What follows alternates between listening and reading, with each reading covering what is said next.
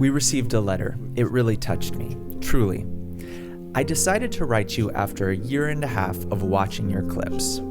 Everyone considers me a good, kind, and empathetic person, but I suddenly realized that there is not an ounce of love in me. The closest person to me is suffering, but I don't feel his pain. I act with compassion, but I have none of it. I don't want to be like this. I don't feel right being this way. I'm afraid to admit this to others, so I'm writing to you incognito. Now, if a person feels this way, maybe she just matured. As it is said, he who increases knowledge increases sorrow. This is from Ecclesiastes. That is, her knowledge of what it means to be human has grown.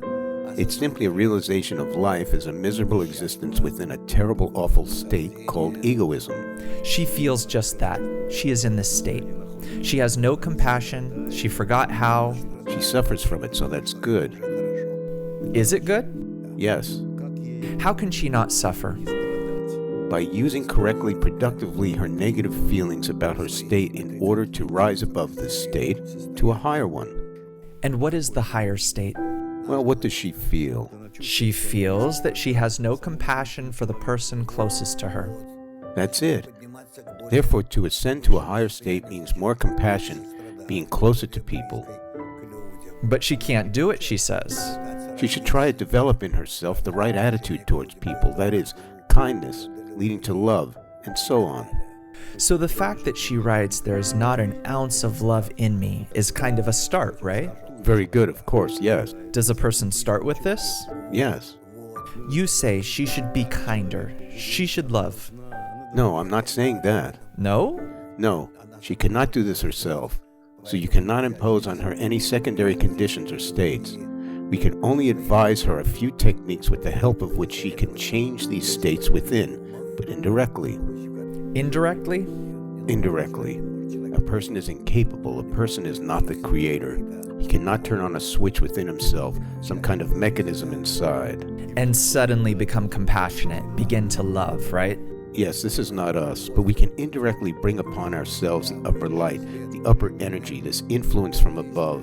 It will all correct and transform us. That is, from this, "There is not an ounce of love in me," she will suddenly feel that there is love in her, even lots of love.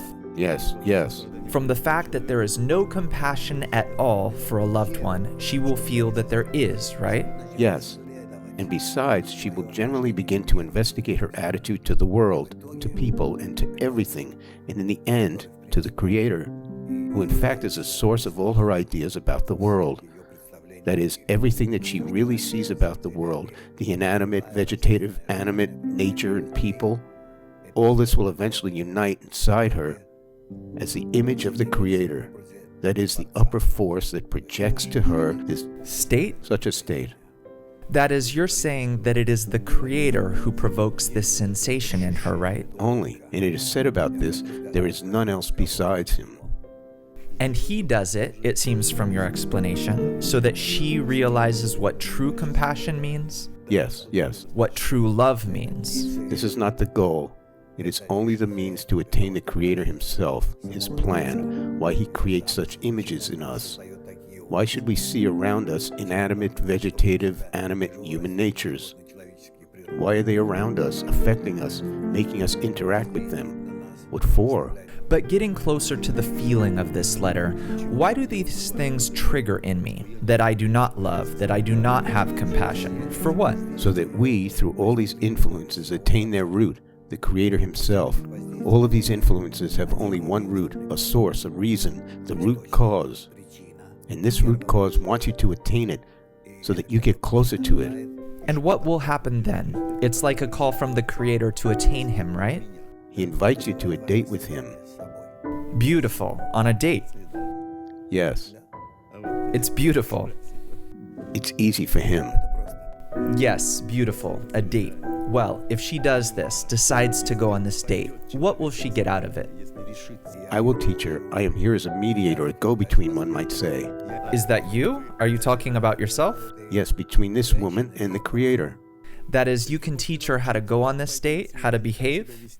This is my profession. Profession? Yes. And what will it give her?